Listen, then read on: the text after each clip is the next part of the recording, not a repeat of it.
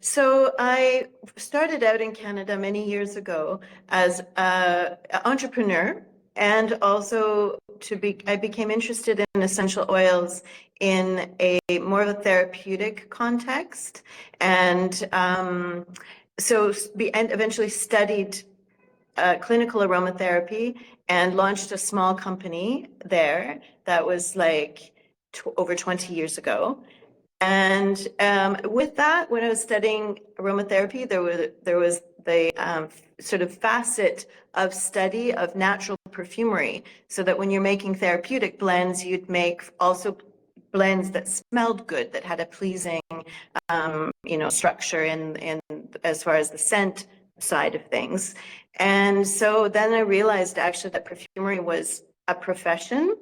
And I decided to start experimenting with that a little bit more in a perfume context than therapeutic. So I spent about 4 years just practicing on my own in Canada, and then decided to go to school to study perfumery, and looked online and found the Grasse Institute of Perfumery in Grasse, and applied to the school and was accepted at the end of 2006, and came to France at the beginning of 2007 to attend the Grasse Institute. Oh, cool. And, Okay. and then it's been ongoing since then, but we can get into that as well. Sure. So are you from French-speaking part of Canada? No, I'm from British Columbia, so West Okay. Coast. Yeah. So you had to learn French, I'm sure. I had to learn French. The school was in English, and so that's why I was able to go. If it had been in French, it wouldn't have been possible.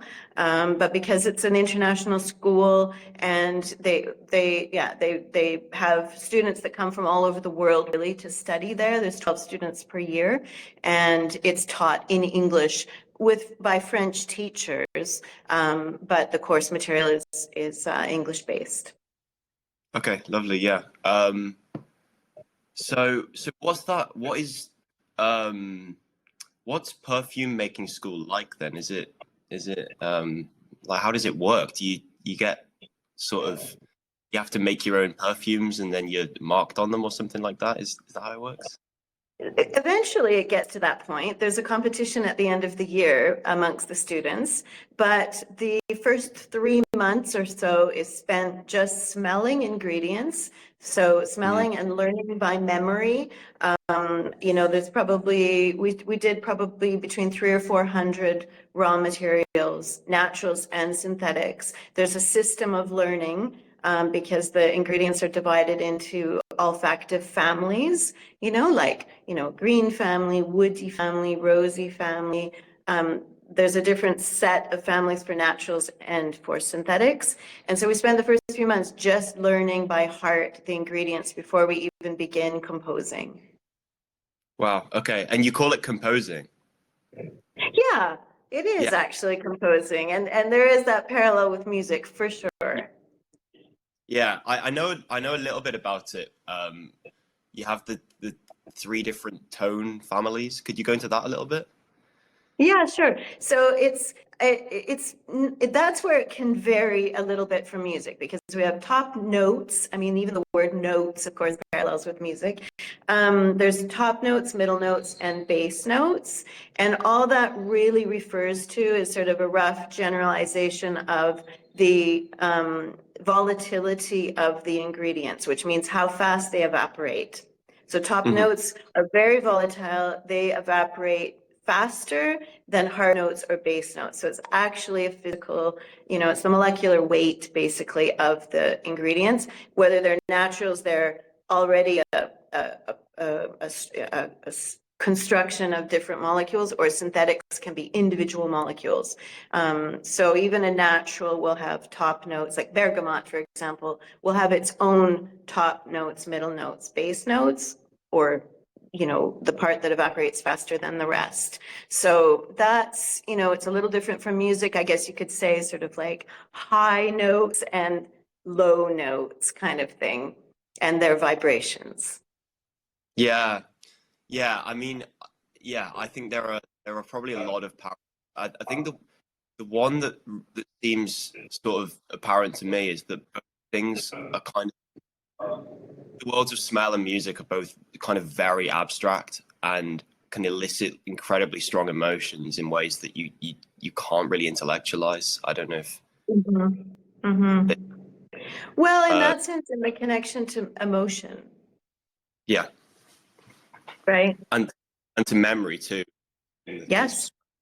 Yeah, absolutely. And I mean, that's definitely a parallel with scent and music, sound, in how it connects to that very primal part of the brain where music, where emotion and memory are stored. Yeah. In perfume school, is there like a hierarchy of smell that you're sort of shown? A hierarchy in the sense of like what ingredients could be called noble ingredients and what ones might be a bit common. Is that what you Maybe mean? that's what I mean. Maybe it's more like I don't know how it works if you have like individual teachers there, but you go to one teacher Yeah. and Yeah. they have Oh, yeah. they have things that work for them. It's less objective, if that makes sense. Well, I mean, we have to remember too that perfumery is quite technical. So we'll Okay. have a perfumer that teaches naturals, a teacher that teaches synthetics, a teacher that teaches chemistry, another one that teaches marketing, another one that is going to teach, sort of the chemistry of integrating perfumes into candles, cosmetics, soaps, those sorts of things. So in that sense, it becomes quite technical.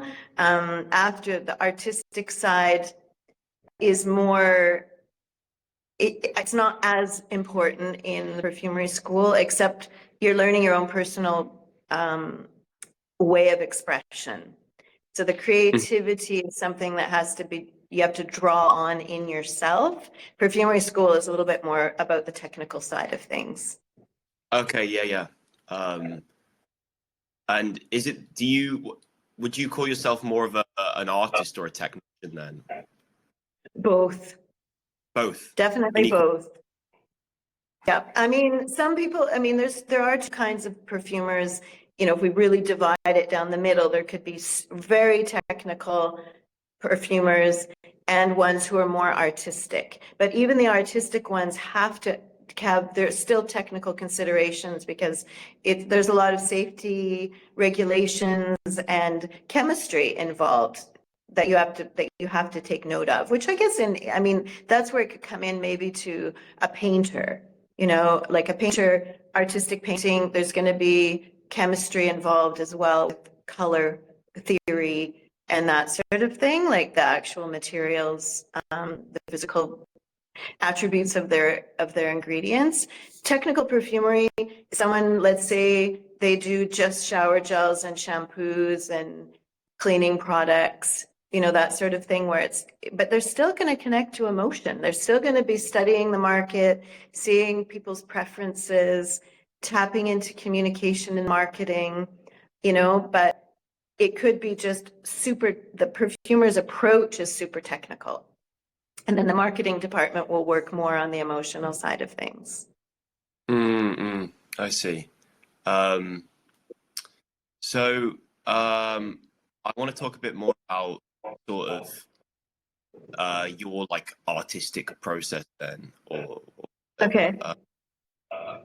would you say that you're in more of a sort of thinking state of mind or a more intuitive state of mind when you're actually with the raw ingredients and trying stuff out? Mm. It's hard to separate the two because, I mean, I think personally, I'm a little bit of a literal perfumer, like in the sense that when I'm abstract to some degree, but I'm really connected to the botanicals. So if I'm composing on jasmine or, a couple of different raw materials, I'm going to be really focused on the naturals because that's my roots too, beginning in aromatherapy. So, I'm less I'm less abstract maybe than some other perfumers that maybe would be really just concentrating on emotion and, you know, not necessarily considering the naturals, where you're just using, I mean, molecules. I don't have anything against synthetics, absolutely, unless there are problems with biodegradability and things like that, then I don't use them. But otherwise, for me, nature is a huge inspiration. And, you know, so my challenge, say, is I'll smell a flower blooming.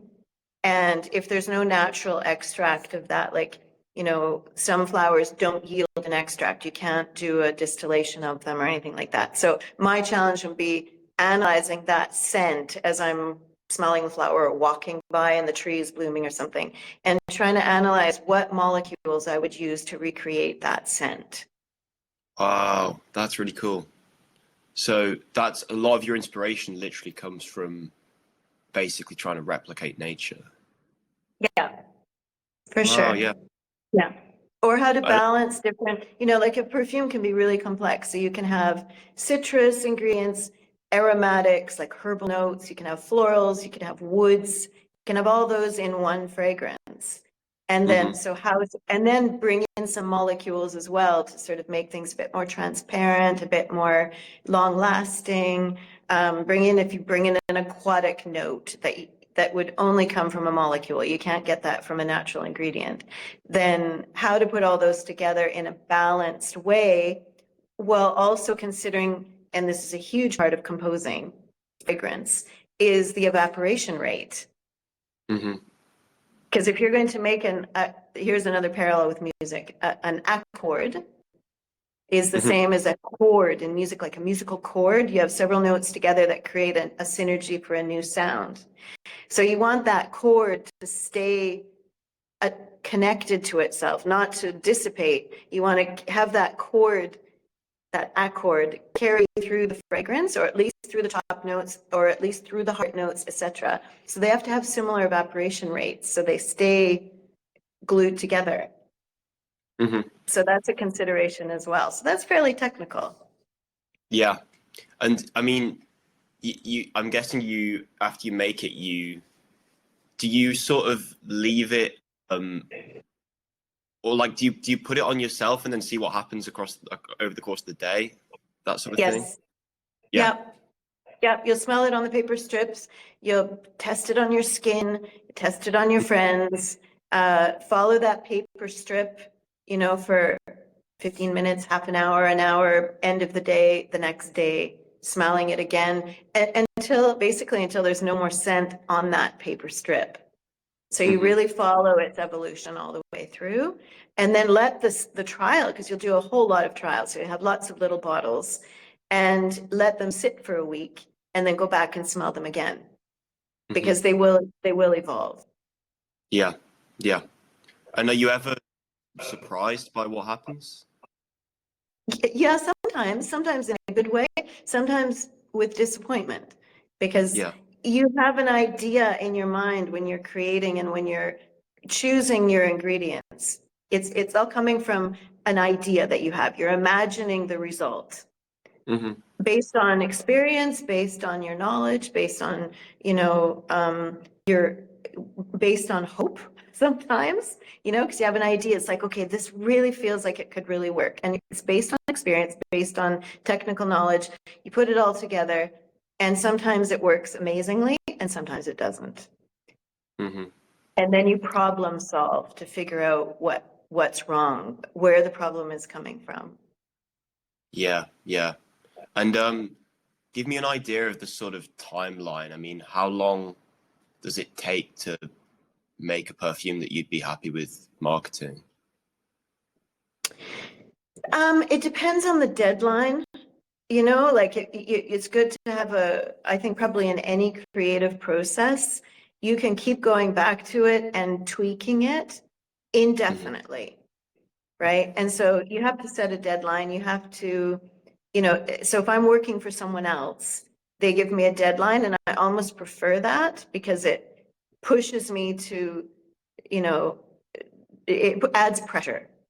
So I think with any kind of creative process, pressure helps us get there faster. Otherwise, I would say on average, to create something, I mean, sometimes you can do it in a week, you know, but then you have to wait. You have to let it evolve, see how it turns out, test it on different skin, check the stability. It doesn't, you know, nothing happens that you didn't predict. So, you know, if clients come, I like to say, you know, give it 6 months anyway to develop, and even more if possible. Okay, so you make perfume for individual people, Other like bespoke. No, Oh, I've worked on commercial projects before for other commercial. brands. Yeah, Yeah. and that's something that I'm not doing at the moment because I've got a couple of projects on the go and I'm fully booked. So Yeah. with everything that I'm working on, and I think more and more I'm inclined to want to focus on my own brand at this point. Sure, sure. And yeah, why not talk about because I'm with your own brand, there must be plenty of other jobs that you have to do on the daily. Yeah, yeah. In your ideal world, would you be composing perfume 24/7? I would love to have much more time for composing, yes. That's Okay, something yeah. that as a business owner, as a shop, you know, I've got my boutique, I've got the website. I'm now launching the 1000 Flowers Academy upstairs, which is where I am right now, upstairs from the boutique. And so I've got a lot of hats that I wear. And yeah, I don't get enough time to compose as I would love to do. So I'm thinking the long-term goals are to change that so that so I free up more time for composing. Okay. Do you still manage to get it in on the daily or not? Yeah, pretty much. I mean, I'm working sometimes, and that's why it'll take longer than, you know, than I'd like to create new things because I am working a little bit every day on projects, just not as much as, you know, because there's so many other things I need to do. But yeah, every day I'm smelling, you know, because that's the thing too, is it's practice, you know, it's like if, as, you know, in music, you're doing your scales, right? You're practicing, you're keeping your fingers nimble and your brain exercised on sound, on, you know, on just the memory side of it, because, you know, that's the thing, is that the memory side of things is so important in the sense, like a musical composer, you can sit down and compose music on a piece of paper because you know the sounds, you know what works together. It's the same. I can sit down and write a formula just from olfactive memory, and then it takes the time to do the trials because then you'll modify, of course. Okay. Yeah. So can you olfactive memory, does that mean that you can feel the smell in your mind before you smell it, sort of thing? Yeah, you know Yeah. what things smell like. Yeah, you know what things smell like. You know how they behave. You know their speed of evaporation, how they evolve, um, how they smell together. And that's something why they say it's about 10 years on average of experience for a perfumer to become a perfumer, right? Because Yeah. you're practicing for 10 years, basically. And that's sort of the standard, the French standard of how long it takes to know your materials well enough. Cool. Why not tell me a bit about Grasse and because I know that it's sort of the perfume capital of the world potentially. I'm not. Yeah. Yeah. Yep. So it is. I mean, it's got a long history, certainly beginning in leather. That's sort of the historical reference point, is that it used to be full of tanneries. And the basically, in a nutshell, Catherine of Medici married King Henry II in the early 1500s and came to France with her perfumer, and also the idea of scented leather gloves. And so that was something that she was sort of a patron of, the flowers of perfumery coming from Florence. So they've got a strong history there too of perfumery and flowers of perfume. And so that over time it developed the scented leather gloves of Grasse. So the tanneries already had the leather, a great microclimate for beginning growing the plants of perfume and using those scents in some of the plants around the area to native wild plants like lentisque and myrtle, things like that they used already in tanning the leather. And then eventually over time, the tannery industry faded out and the plants of perfume industry and eventually the perfume industry is what developed, but really around the naturals, of course, like growing the plants, the innovative technology that then developed in the Industrial Revolution for the extraction methods from the plants, like solvent extraction, making absolutes, like jasmine absolute, rose absolute, things like that happened in Grasse. They developed they did a lot of different experimentation with solvents to do a more effective method of extraction. And some of those factories still exist here. And so it's very industrial. There's huge big factories that you can't visit that aren't open to the public, or like Robertet, like Man et Fils. Those are two big companies, and then lots of smaller companies as well that Payen Bertrand, for example, that do distillation and solvent extraction.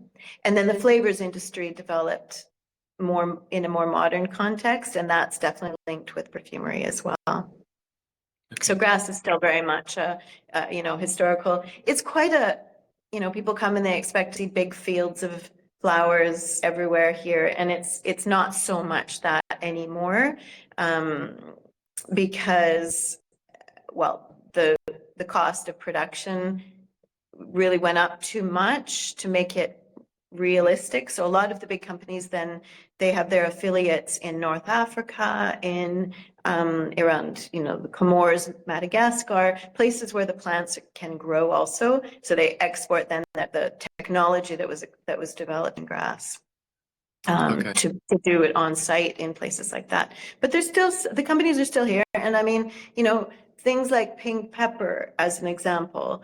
The pink pepper berries are growing in Peru, and so they'll grow there and then import the berries, the dried berries here, and do the extraction here.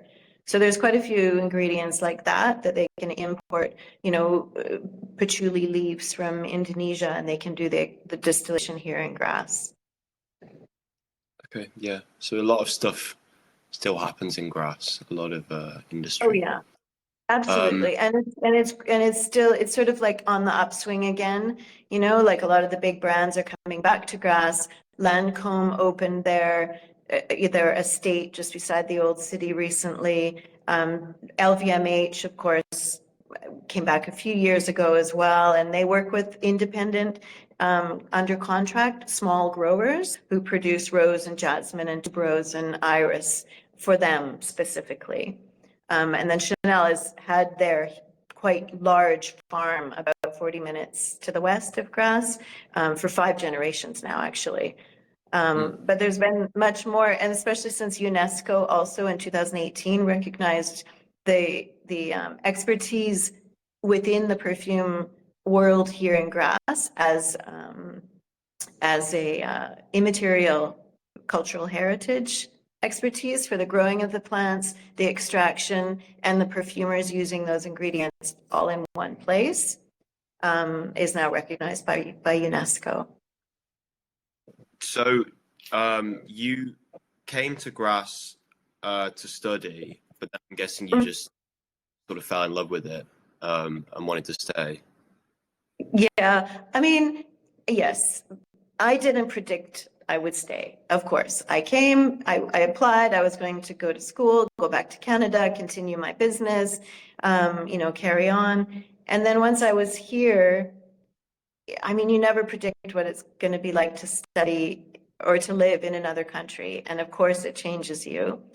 And I went back on my summer break that year, and already I was feeling a little bit like a fish out of water back in Canada, because I had already, you know, because it changes you. It's an intense experience to go to school in another country where you don't speak the language, and you know, it's an amazing experience. And you go back home and everyone's the same, and they treat you like you were when you left, and you're not quite that person anymore. So that was already, I was feeling this thing, this phenomenon happening. Came back to school for the fall semester, and then when the school ended, I waited 3 months for an internship. So then I had a 3-month internship in Man, which is one of those big factories I told you about. And so by this time I'd been in France for over a year and a half. And I realized that the industry is so specialized, and the culture of perfumery is here. And there was nothing happening in Canada. And there's no industry really around perfumery in Canada. So if I went back, I would have been totally on my own, you know. And at that time, it's changed now. There's a lot more independent perfumers. But at the time too, if you told people I'm a perfumer or I'm studying perfumery, people didn't quite get that. People didn't yet realize that being a perfumer was an actual profession. So I thought, okay, well, maybe I should stay, you know? And so I heard about a business incubator here in Grasse and applied to that incubator, did a business plan, and went in front of the committee and presented my project and was accepted. And so with that, I was able to get a visa to actually do my project. It wasn't a commercial visa, it was more in a context of a cultural project because it was linked to perfumery and specifically about Grasse. So yeah, so I got the visa and I started my own little lab at home and launched the website with one perfume and just went from there. And I didn't know if it would work. You know, it was sort of like, I felt like everything was kind of on hold to see if this would work. I had a 3-year visa, wasn't allowed to work outside my company, and was starting very small, pretty much had no money left because I spent all my savings on school and living and everything for that, because it's pretty serious investment. Yeah. But I'm still here. So, Mm, and you know, I just kept working, and you know, on a shoestring, and launched more perfumes, and eventually, now coming up on 8 years, opened the boutique. And now, yeah, 8 years, almost 8 years later in the boutique, the company is growing. You know, I think I'll request nationality in France. I think at this point I'm really staying. Like this is my home now. yeah. Um, do you have a sort of community of other perfumers who you interact with a lot? And Oh yeah, yeah, lots of them. completely. Oh yeah. I mean, most of my friends work in the industry in some way. Not everyone's a perfumer. There's lots of different posts within the perfume industry. There's evaluators, there's quality control, there's extraction, there's marketing, there's so many different things. And then, of course, there's the International Perfumery Museum that I have been working as a guide now and then for private groups for quite a few years.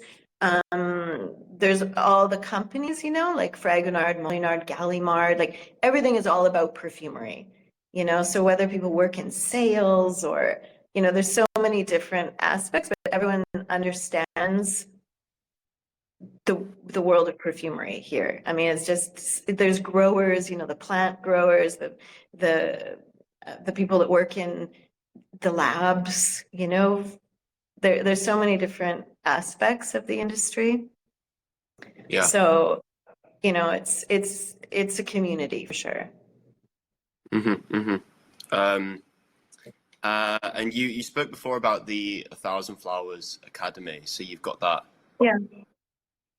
So this came about by popular demand. And I was getting a lot of people requesting workshops and master classes and courses, and lots of people want to learn about perfumery. Of course, it's a fascinating subject. The Grasse Institute of Perfumery a few years ago also launched a summer school program. And so it's a 2-week program that's also amazing. And often it's fully booked well in advance. So people are really looking. And so, because I graduated from the Grasse Institute full program, been working as an independent for so many years. I have a lot of experience and a lot of experience in small business and, working as an independent. So it gave me and being based in Grasse and being an Anglophone, so it gave me quite a lot of advantage to, a lot of things I can offer really.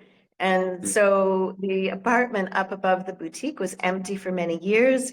It was in a state like completely abandoned and in terrible conditions. So I started thinking, maybe I should take that space upstairs, renovate it, and turn it into a lab school kind of thing.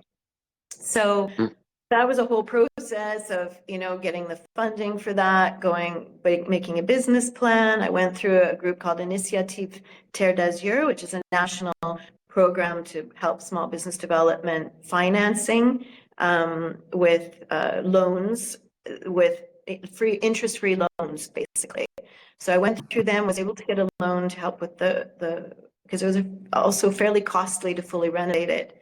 And so started last summer, had the first 1-week course in technical perfumery with 6 students, which was really amazing. Since then, I've done a number of private groups, workshops. Last week and the week before, for example, I had 27 women come through in 4 groups, and we did a master class on mimosa flowers. And I've got a full week planned in June for a group of people on natural perfumery. And I'm trying to juggle everything. I mean, it's a lot to manage, as I was already managing a lot. So I think what I'm going to do is focus on master classes for the moment and to do flowers in season.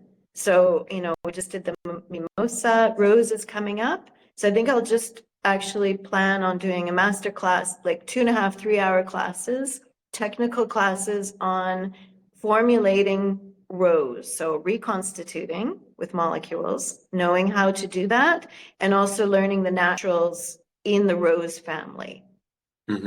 So then within that, people can learn some technical foundation of formulating, composing, that then they could transfer into other groups of materials or other, and then over time, I'll sort of make a collection of master classes that people can do. Jasmine would be the next one, of course, in the jasmine season.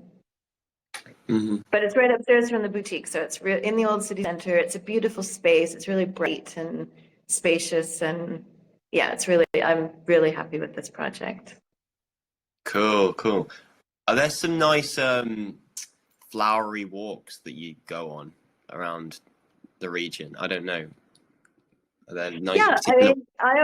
one of the best things to do is visit the gardens of the International Perfumery Museum. Okay. It's 3 hectares of plants of perfume. It's like a conservatory of plants of perfume.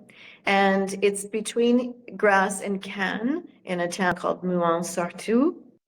And you can get guided tours there as well. But you get to see, like, there's a couple of they're small fields. So small fields, field of rose, Santifolia. There's a jasmine, vetiver, geranium, all kinds of different aromatics, that sort of thing. So it's a really interesting place to go and, see examples of all the different plants of perfume. If you want to see lavender, you have to go a bit more to the west into real Provence. And then maybe my last question is, what advice would you give to a young person who's interested in perfumery? Yeah, I'd say make sure your nose works. That's crucial, right? You don't want to invest a whole lot of time and energy if your nose isn't capable of doing, being able to smell things. And because I have seen that, I have seen people really love the subject and not have the ability to smell things accurately. So that's interesting. But I mean, most people who are fascinated or interested in the subject are interested because they have a really sensitive nose and they're aware of scent very much. And I'd say it's a very competitive world. It is not something that everyone can be a perfumer because there's just not enough space for that in the industry. But that's not to say that you can't work with it on your own even. Do you know what I mean? Like you can have your own little lab and you can work and play and compose and like any art form, because it is an art as well, for sure. And then, you know, there's lots of, like I mentioned before, there's lots of different jobs in the industry. There's lots of different things that are connected to perfumery that isn't necessarily the perfumer, you know? So it's a vast world. Chemistry is helpful, you know, like having a degree in chemistry or in marketing, both are helpful to get into the industry. And also, the younger, the better. Because even if you go into one of the internal schools in the big companies like Givaudan, Robertet is going to be launching their internal school again soon. Simrise, some of these IFF, you know, they like you to be as young as possible because they'll train you up and then you'll work in the company, basically, because it's a lifelong journey of learning. So, you know, it can be, I have seen and felt that it can be slightly ageist in that sense. However, if you're a young person and you're super interested, I'd say just go for it. Absolutely. Mm-hmm. Just be Right. careful. Just be realistic, I guess would be my advice. You know, to think, you know, you're not always going to end up be able to be a superstar perfumer. That's just not an option for everyone. But that's not to say you're not going to find an amazing career in the industry. Mm-hmm. Right. Thank you very much. That was great. Yeah, great. I'll just add to that last question. It's always been a really interesting. I always felt like I was aware that I've chosen a path that was unconventional personally in my life, and I always felt like I wanted to be an example of how possible it is to do that, and not for younger people to not be afraid to sometimes take the path less traveled and not be afraid to, you know, break free and do your own thing. Like really go for it, you know, because it's your life and life is short. And, you know, trailblazers, it makes for an adventurous life. It's not always easy, but, you know, it can give you a really great sense of joy. Yeah. You have no regrets. No, no, Good. no. I mean, you know, I've made mistakes along the way, for sure. I didn't end up having kids. That might be one thing that you know, but now I've got all my students, so I can pass on knowledge and experience that way. Mm-hmm. Mm-hmm. Thank you very much for talking to me. Thank you. It was a pleasure. Absolutely.